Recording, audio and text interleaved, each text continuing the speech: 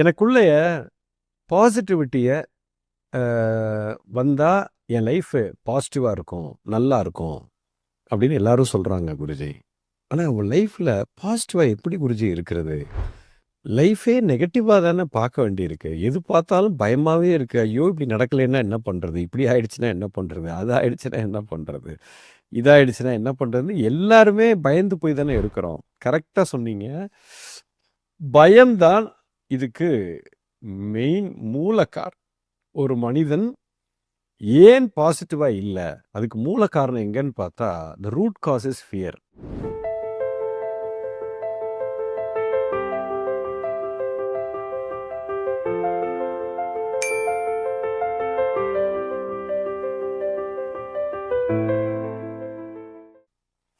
And when you look at அந்த பயத்த நீங்க ரூட் காஸா நீங்க பார்த்துட்டீங்க அப்படின்னா, அடுத்தது முக்கியமான காரணம் பயம் ஏன் வந்துச்சு? பாசிட்டிவா இல்லாம நெகட்டிவ் ஏன் வந்துச்சுன்னா பயம். பயம் ஏன் வந்துச்சு அப்படின்னா, நீங்க ஃபியூச்சருக்கு போயிட்டீங்கன்னு அர்த்தம். நீங்க பிரசன்ட்ல இல்லைன்னு அர்த்தம். ஸோ ரூட் காஸ் வந்து பிரசன்ட்ல இருக்கிறவனுக்கு பயம் இருக்காது. பயம் இல்லாதவன் இந்த கணத்துல முழுமையா வாழும்போது அவன் நெகட்டிவாவே இருக்க முடியாது. அவன் பாசிட்டிவா தான் இருந்தாகணும். ஏன்னா இந்த கணத்துல எனக்கு எதுவுமே கிடையாது. இது வந்து ஃபண்டமெண்டல். பட் இதை தாண்டின ஒரு விஷயம், இதிலிருந்து இது எப்படி கிரியேட் பண்றது? இது எப்படி இதுக்குள்ள வர்றது? அதாவது எப்போதுமே ஒன்று வச்சுக்கோங்க, லைஃப்ல உங்களுக்கு வாழ்க்கையில நடக்கக்கூடிய ஒவ்வொரு சம்பவத்திலையும் அதை வந்து நீங்க நெகட்டிவா ஏன் பார்க்குறீங்க, பாசிட்டிவா ஏன் பார்க்குறீங்க? யார் நெகட்டிவா பார்ப்பான்னா, யார் பிரச்சனையை பேசுறானோ அவன் வந்து நெகட்டிவா தான் இருப்பான். யார் அந்த பிரச்சனையை பார்த்துட்டு அதுக்கு வந்து கன்ஸ்ட்ரக்டிவா நான் என்ன ரெஸ்பாண்ட் பண்ணலான்னு நீங்க திங்க் பண்ணணும். திங்க் பண்ணிட்டு அதுக்குண்டான சொல்யூஷனுக்கு நீங்க வந்துட்டீங்க அப்படின்னா நீங்க பாசிட்டிவ் ஆயிட்டீங்கன்னு அர்த்தம். So always you must be a solution provider. ஒரு தீர்வுக்கான ஒரு மனிதராக நீங்க மாறணும். நீங்க பிரச்சனைக்குரிய மனிதராக இருக்கக்கூடாது. எப்போ பிரச்சனையை விட்டு தீர்வுக்கு வந்துட்டீங்களோ, டெய்லி பிரச்சனைனா என்னது நல்லா புரிஞ்சுக்கோங்க. நீங்க ஒரு விஷயத்தை இப்படி நடக்கணும்னு நினைக்கிறீங்க, அப்படி நடக்கல அப்படின்னா அதை ஒரு ப்ராப்ளம்னு சொல்றீங்க. நான் என்ன சொல்றேன், அது ப்ராப்ளம் இல்லை, லைஃப் சிச்சுவேஷன்னு சொல்றேன். ஒரு விஷயத்த சம்பவம்னு நான் பார்க்கறதுக்கும் பிரச்சனைன்னு பார்க்கறதுக்கும் ரொம்ப வித்தியாசம் இருக்கு. இப்போ நான் வண்டி எடுத்துட்டு ஏர்போர்ட்டுக்கு போயிட்டு இருக்கேன். ஏர்போர்ட்டுக்கு நான் போகணும், கரெக்டாக போகிறேன், ஃப்ளைட்டை பிடிக்கணும், இன்னும் 2 ஹவர்ஸ் இருக்குது. போகிற வழியில் வண்டி பஞ்சர் ஆகிடுச்சு. ஐயோ, போகிற வழியில் வண்டி பஞ்சர் ஆகிடுச்சு, பெரிய பிரச்சனைப்பா, உனக்கு என்ன, உனக்கு மேட்ரு தெரியுமா அப்படின்னு புருஷங்கார பொண்டாட்டியை கூப்பிட்டு சொல்லுவான். இதை பிரச்சனைன்னு முதல்ல யார் சொன்னது? இது ஒரு சம்பவம். காருனா டயர்னு ஒன்று இருந்தால் பஞ்சர்னு ஒன்று ஆகும்.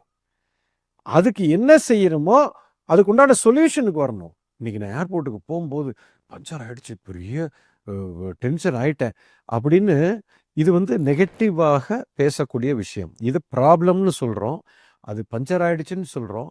அப்போ கார் வீல் சுற்றிக்கிட்டே இருக்கணுமா? அது நிற்கவே கூடாதா? அது எப்படிங்க அப்படி வாழ்க்கை ஓடும்? அப்போ காருன்னு ஒன்று வாங்கிட்டேன்னா அது ரிப்பேர்னு ஒன்று வரத்தான் செய்யும், அது நிற்க தான் செய்யும். டயர்னு ஒன்று இருந்துச்சு, அது ரோட்டில் உருட்டினேன் அப்படின்னா என்றைக்கோ ஒரு நாள் பஞ்சர் ஆகத்தான் செய்யும்.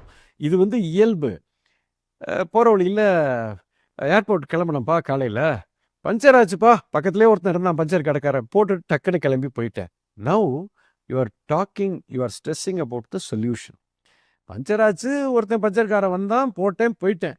இப்போ இந்த ஆள் வந்து பஞ்சர் ஆயிருக்கும், ஏர்போர்ட்டுக்கு போயிருப்பான், ஏர்போர்ட்டுக்கு போய் ஃப்ளைட்டில் ஏறி உட்காந்துருப்பான், எல்லாம் முடிஞ்சு போச்சு, எல்லாம் நல்லபடியாக தான் முடிஞ்சிருக்கு.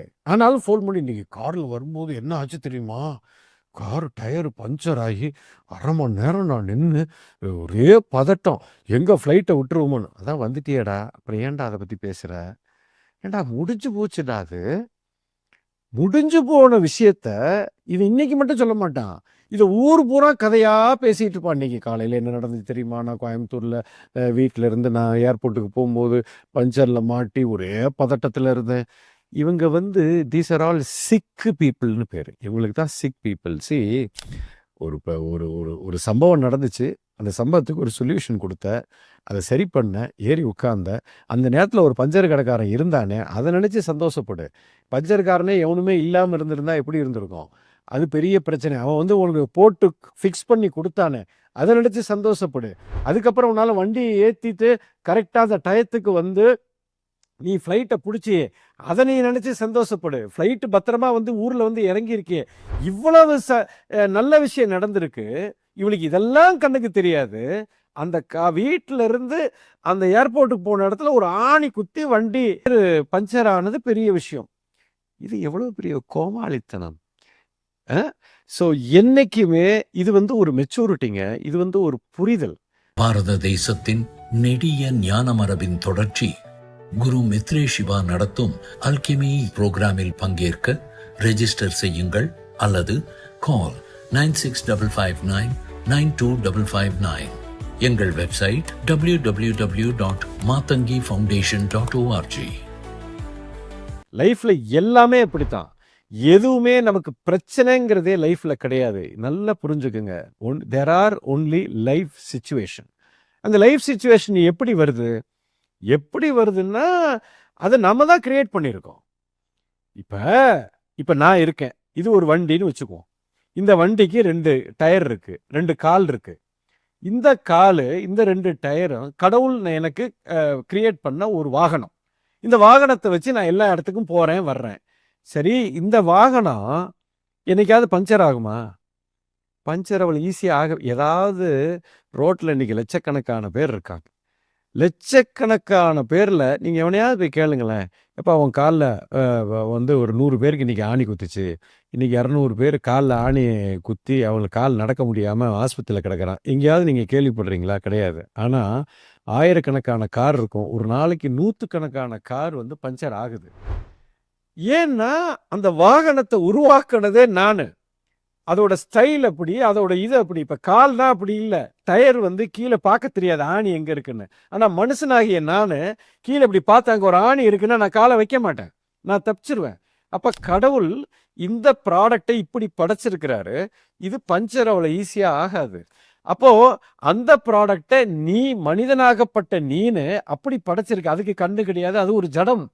நீ தான் கவனமா ஓட்டணும்.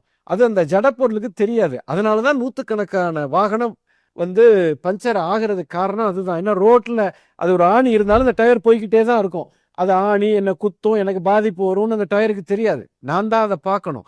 ஸோ இப்படிப்பட்ட அந்த பொருளை உற்பத்தி பண்ணும் போதே அதுல ஒரு குறைபாடு இருக்குது. அதனால எனக்கு பஞ்சர் ஆகுது. அதை பஞ்சரை நான் ப்ராப்ளம்னு எப்படி சொல்ல முடியும்? வாழ்க்கையில எல்லாமே அப்படிதான்.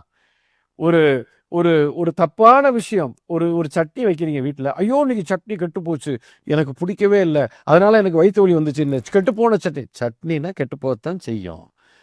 தேங்காய் சட்னி வச்சுன்னா கெட்டு போகும். அது பிரச்சனை இல்லை. It is a life situation. அது இயற்கைக்கு உட்பட்டது. தேங்காயை அரைச்சி இத்தனை மணி நேரம் வெப்பத்தில் இருந்தால் அது கெட்டு போகுங்கிறது விதி. அது உனக்கு தெரியல, அதை ஒரு பிரச்சனையா நீ பார்த்து எனக்கு வயிற்று வலிக்குதுன்னு சொன்னா அது நீ பண்ண முட்டாள்தனம். எல்லாமே லைஃப்ல ஒன்று புரிஞ்சுக்கங்க, எல்லாமே ஒரு சட்டத்துக்கு உட்பட்டு இயங்கி கொண்டு இருக்குது. இப்ப திடீர்னு ஒருத்தன் செத்து போறான், திடீர்னு சாக மாட்டான். சாகிறதுங்கிறது ஒரு விதி. பிறப்பு வந்து திடீர்னு ஒன்று வந்து பிறக்கலை, திடீர்னு ஒன்று சாகலை. இது எல்லாமே லைஃப்ல நடக்கக்கூடிய ஒரு சிச்சுவேஷன். இது எல்லாமே கரெக்டா தான் நடக்குது. அதைத்தான் கிறிஸ்டர் அந்த காலத்துல சொல்றாரு, எது நடந்ததோ அது நன்றாகவே நடந்தது. ஆனால் இங்கே மனிதன் எப்படி பார்க்கிறானோ, எது நடந்தாலும் அதை பிரச்சனையாகவே பார்க்கிறான், அது கெட்டதாகவே பார்க்கிறான். இது ஒரு மனநிலை, இது ஒரு நோயாளித்தனம். ஓகே, இதை தெளிவாக நம்ம புரிஞ்சுக்க வேண்டியது, லைஃப்பில் நடக்கிற எல்லா சம்பவத்தையும் அனுபவிங்க. ஒரு காரணத்துக்காக நடக்குது. இன்னைக்கு நீங்கள் ஃப்ளைட்டை பிடிக்கிறீங்க, ஏர்போர்ட்டுக்கு போனீங்க, போகிற வழியில் உங்கள் கார் ரிப்பேர் ஆயிடுச்சு. ஐயோ கார் ரிப்பேர் ஆயிடுச்சு, நான் ஃப்ளைட்டை விட்டுட்டேன்னு, நான் எவ்வளோ பெரிய தப்பில் மாட்டிக்கிட்டேன். அந்த கார் ரிப்பேர்னு போட்டு டிரைவரை போட்டு திட்டுன்னு திட்டுவீங்க. சரியா? திட்டி முடிச்சுட்டு ஃப்ளைட்டையும் விட்டுட்டீங்க. அதுக்கப்புறம் அவ்வளோதான், ஐயோ ஃப்ளைட்டு போச்சு, எனக்கு இப்படி ஆகிப்போச்சு அப்படி ஆகிப்போச்சுன்னு. அந்த விட்ட ஃப்ளைட்டு மேலே போய் ஆக்சிடென்ட் ஆகி அதில் போனவன் பூரா செத்து போயிட்டான். இப்போ என்ன தெரியுமா சொல்லுவீங்க? ஆஹா நல்ல வேலைடா நீ காரை ரிப்பேர் பண்ண, நீ மட்டும் காரை ரிப்பேர் பண்ணாமல் இருந்திருந்தா என் உசுரே போயிருக்கும். இப்போ நான் வந்து மீட்டிங்கை தான் நான் இழந்திருக்கேனே தவிர உயிரை இழக்கலை, போனவன் பூரா செத்து போயிட்டான் அப்படின்னு நம்ம அதையே மாற்றி பேசுவோம். ஸோ லைஃப்பில் எந்த ஒரு விஷயத்தை பார்த்தும் பிரச்சனையா பார்க்காதீங்க. ஓகே, அது ஒரு சிச்சுவேஷனா பாருங்க. அந்த சிச்சுவேஷனுக்கு என்ன சொல்யூஷனோ உடனே சொல்யூஷனை திங்க் பண்ணுங்க. பிரச்சனையை பேசவே பேசாதீங்க. யாருக்கிட்டையும் சொல்லக்கூட செய்யாதீங்க. நீங்கள் ரொம்ப பெரிய ஆள் ஆகிடுவீங்க. உங்கள் பாடியில் எனர்ஜி மாறிக்கிட்டே இருக்கும். எனி சிச்சுவேஷன் உடனே சொல்யூஷன் பாட்டுக்கு வந்துடுங்க. யார் சொல்யூஷனுக்கு வர்றானோ இவன் பெரிய லீடர் ஆகிடுவான், இவன் பெரிய ஆள் ஆகிடுவான். இதுதான் சூட்சமம். அதை பண்ண ஆரம்பித்தாலே நீங்கள் பாசிட்டிவாக மாறிடுவீங்க. நெகட்டிவிட்டி உங்களை விட்டு போயிடும். இதுதான் மிகப்பெரிய